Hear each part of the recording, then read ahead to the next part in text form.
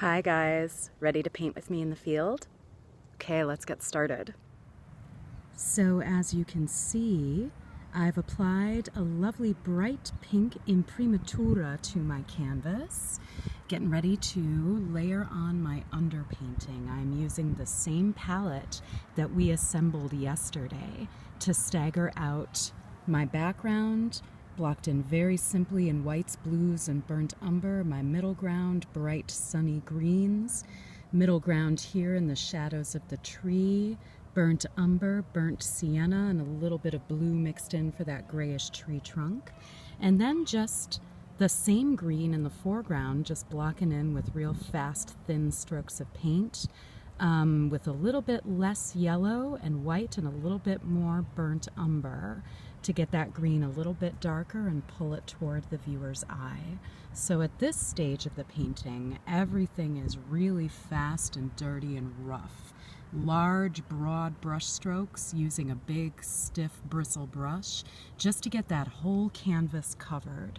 Remember, our goal for the first hit of a painting is always to get that canvas completely covered as quickly as we can and then go back in and tweak. So don't be too precious in this first phase. You can see my strokes are still really rough and loose, and I'm gonna tighten them up later. Okay, see you in the next installment. All right, phase 2. Now things are refining just a little bit.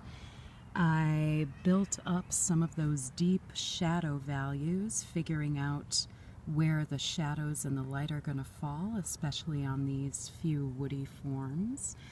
Firming up the distinction between the base of the tree trunk and the reddish brown ground, built up some of the tree shadows just a little, and then with a tip of a smooth dry brush, I'm just finessing a few edges so the paint, different colors, lays down happily together. And so for the background, middle ground space, this is about all the detail buildup I'm going to do. So I feel like I've got a nice sense of atmosphere, a good variety of edge qualities playing through the background and the middle ground. And also notice I'm taking advantage of atmospheric perspective. The background is very light, the middle ground is a little warmer and deeper, the foreground is very warm and deep in its range of greens. I've got a few just thick slabs of paint popped onto the surface with shadows underneath them. Those are going to stand in for leaves. Now I'm about ready to start my underpainting in the foreground. Okay guys, here is the end of my first hit. My landscape roughly blocked in with my figure underpainting in the foreground. Now, why paint in white and blue to block in the figure? This is a very important step. This is your trial run. This is where you can move things back and forth, begin to figure out how you're going to block in your shadow and light when it comes up to the flesh tones. And also the blue underpainting mimics the appearance of human flesh, because when our blood is inside us, it's blue. That's why our veins look blue.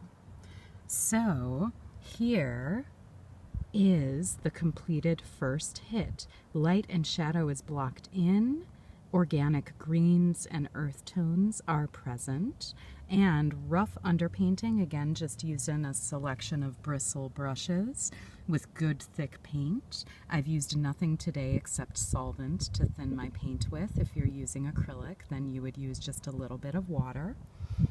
And now I am ready for my second hit, when I refine the background space a little bit and add my flesh tones to the figure portion in the foreground. All right, guys, talk to you soon. Bye.